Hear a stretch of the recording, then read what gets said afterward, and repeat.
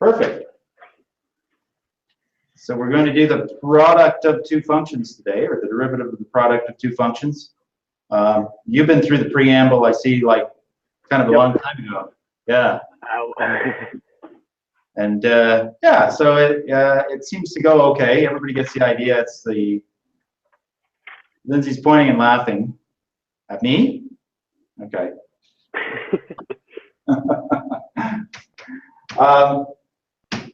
But what I am actually going to ask on the next test is that you be able to develop either, well, probably just the product rule. It might be the product rule and the chain rule. But we're going to go over the sort of the first principles derive of the product rule. Ready. And yeah, we'll do it on a test. But there is really just one trick. We start out with this first principles definition. And so it's going to be, this is going to get big. So if it's f at x and g at x, it's going to be f at x plus h times g at x plus h minus f at x times g at x. And then, oh, do I have a meter stick, or am I going to make like a terrible? Nope. I'm about to get a meter stick. There it is. There. I knew it all along. Perfect.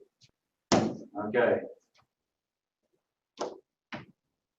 So there we go. Really, all that is the difference quotient, and we've made a function by multiplying two functions together. And what we need to do is we need to actually turn it into that original, what we saw as the first times the derivative of the second plus the second times the derivative of the first. And so this is where the big trick comes in.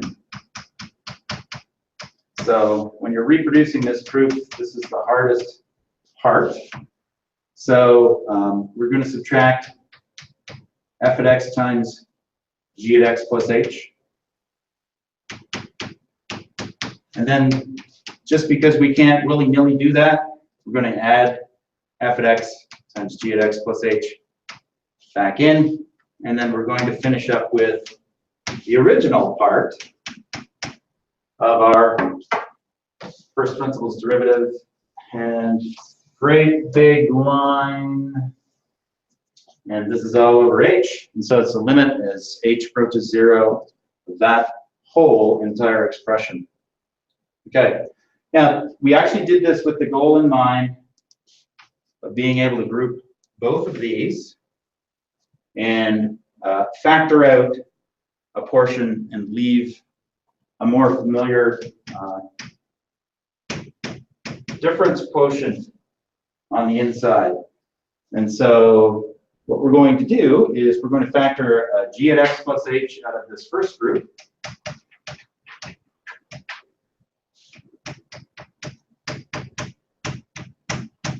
That leaves us with a nice familiar f at x plus h minus f at x from the first group.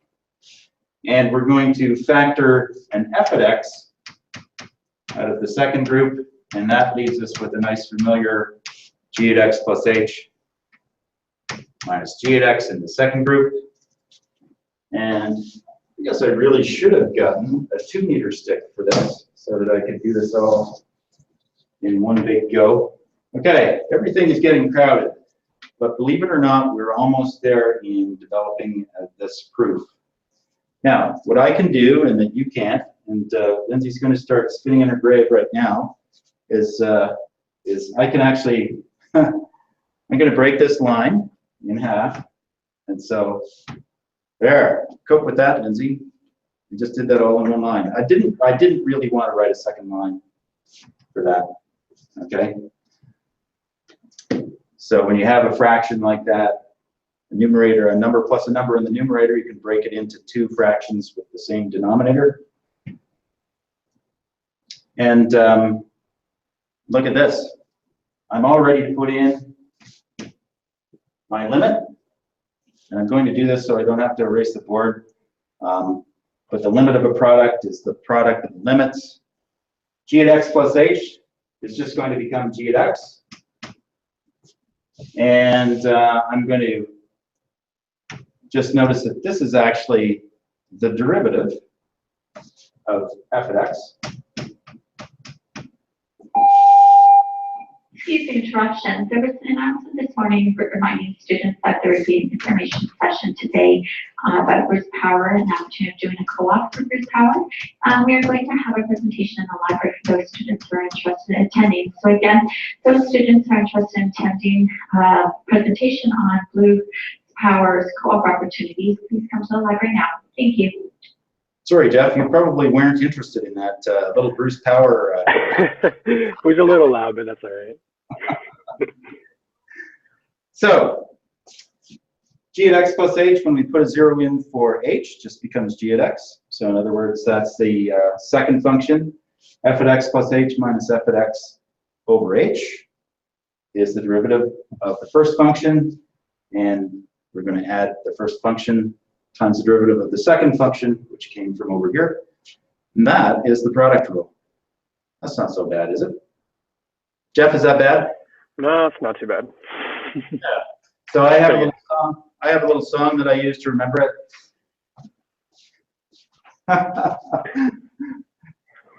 Let's hear it. Derivative of the first times the second plus the second times the derivative of the first. It's all my songs wind up sounding that way. So it's nice. It's nice when you're doing this if you just find f at x, its derivative, g at x, its derivative, and line them up and plop them in. Mm-hmm. Okay. So in the preamble, I went over some examples where, we did the derivative of sine and cos and tan and things like that. But we're in fact not there yet. I think it's a good way to show you, which thing is the derivative, because when you're doing polynomial functions, x's are just x's, and they look the same everywhere. It's also cheating a little bit because it's a lot easier to expand, two polynomial functions when you're multiplying them and then take the derivative. So I guess on the test, I'm going to have to specify. I'll specify. Don't expand it first and take the derivative. Use the product rule. Okay. So here we go. Let's find the derivative of the product of two polynomial functions. 2x cubed minus 4x plus 9. There we go. Okay. So you just have to get good at recognizing functions when they're multiplied by each other or when they're inside of each other. I'm going to call f at x 4x squared. I'm going to call, I'll take the derivative. The derivative of that is 8x. G at x is going to be 2x cubed minus 4x plus 9. So g prime at x is 6x minus 4. And I'm all ready to go ahead and say that h prime at x is going to be equal to the derivative of the first times the second function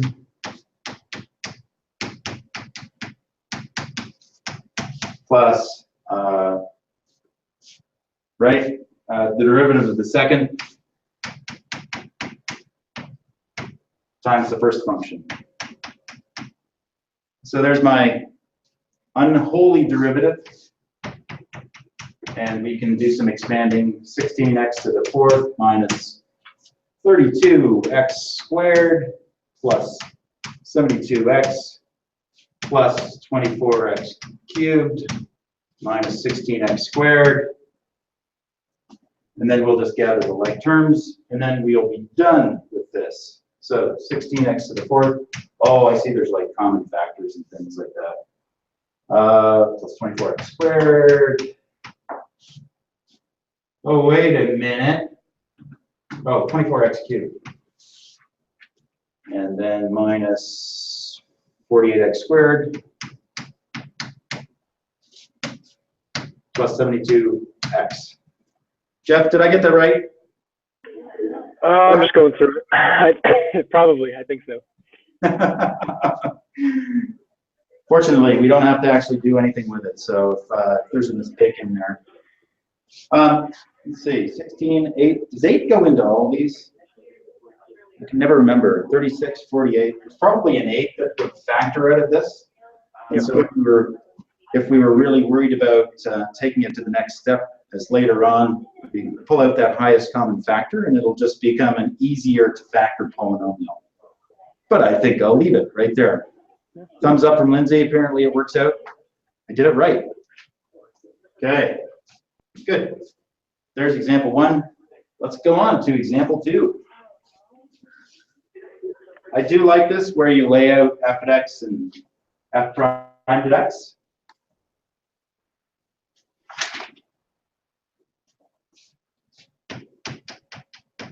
In this case, we've got a radical.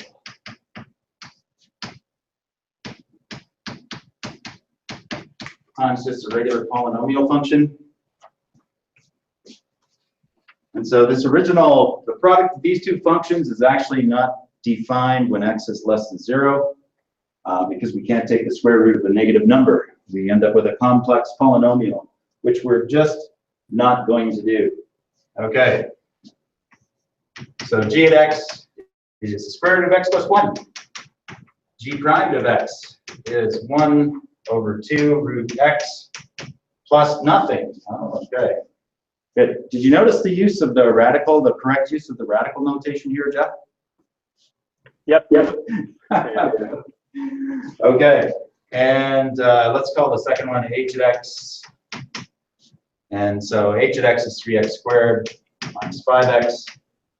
H prime at x is 6x minus 5. So there we go. We are all ready to go to town. F prime at x is going to be equal to the derivative of the first times the second, which is 3x squared minus 5x, plus the derivative of the second, 6x minus 5, times the first, square root of x plus 1. Oh, look at that. I went ahead and used the radical notation, and now it's going to get awkward on me. 4, 3, that's okay. 3x squared over the square root of x. Jeff, what is that anyway? Is that like x to the 4? It's going to wind up being x to the exponent 3 halves by the time we're all done. Okay. Minus 5 halves x over the square root of x plus 6x root x plus 6x minus 5 root x minus 5. Okay, so that's it, kind of expanded out and really sort of in a form that only a mother could love. So I do see actually we have some like terms here and here. So let's turn this into the full on. That's 4 over 2 divided by, so that's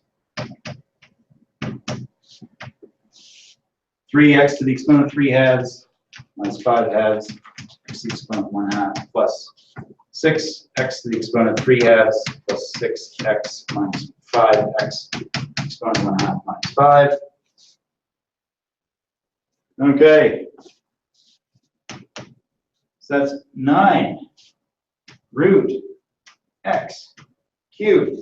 So I've just gathered those two like terms together, and I'm hoping I've done that right. And that is minus 15 x, minus 15 halves, square root of x. And so I've gathered those two like terms together, and now I'm ready for plus 6x minus 5. There we go. Notice the derivative also does not exist if x is less than 0. Okay, so no derivative from the left. There may be a derivative from the right. So we can leave it there. So one last thing, that is the derivative of the product of three functions. So the rest of them, I think everything is pretty straightforward. You might get asked to do those tricks like find the equation of the tangent, but there's two examples of product rules. You just basically lay it out over here and plug it into the formula. And we're going to do the three function product rule, which is also fairly easy to do. And then it leads to a pattern, and you can get to the four function product rule. Okay, so I'm going to leave out the f at x and the u at x and the v at x. I'm just going to letter my functions rather than identify what variables are going to go in them, just to make it a little bit simpler. So I'm going to say that some function of x is equal to g times h times u of the same variable, okay? So this function is not the product of two other functions, it's now the product of three other functions. And we want to find the derivative of this function. And so what we're going to do is we're just going to apply the product rule. We're going to treat these two functions like as if they're one function. And we're going to have to take the derivative of them, and we'll do the product rule again. So we're going to iterate through that. So we're grouping h and u together. Derivative of the first times the second. And so we're treating that product of two functions like a single function, plus the derivative of the second times the first. And I've just left the x's out so that they don't get in there and confuse things. Okay, this one is done. So this is just g primed times h times u. This one needs a little work because we're taking the derivative of the product of two functions. And so this is the derivative of the first times the second function. And my g is getting in the way. Plus the derivative of the second function. Actually, let's do the first times the derivative of the second. That whole business is being multiplied by g. And when we expand that, we have g primed times h times u plus g times h primed times u plus g times h times u primed. Okay, so there is the product rule for three functions being multiplied together. And you can imagine probably what the product rule would look like for four functions multiplied together. See, I got that right that time. Okay? Does that sound good, Jeff? Yeah, I just had a question. Yeah, this better not be hard. No, it's just, do you need to include the second and third steps you have there? Because when I look at it, I see g times h times u, right? And then, like in the first. Okay, so we're here, yeah. Yep. And then what I did was, so I went g prime times h times u. Yes. Plus g times h prime times u plus g times h times u prime. Because like is that like there's like I see a pattern there, just you need to take the derivative of one of the three and then multiply them by the other two. Oh, okay, yeah. Yeah. Is it okay to do that? So if I said to you, I want you to develop the product rule for three functions, this is what I'd want to see. Okay. If you had three functions, there's where you go. Go straight to that. Yep. Because this is the pattern you're supposed to pick up on. Mm-hmm. So yeah, for sure.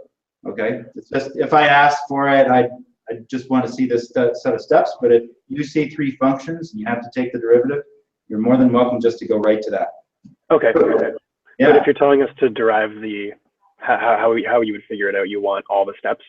Yeah, just these Okay. two. Yeah, and that would be fine. Yeah. Perfect. Yeah. Yeah.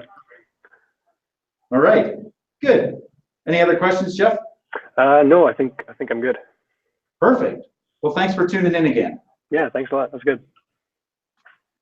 See you tomorrow, maybe. Yeah. See you.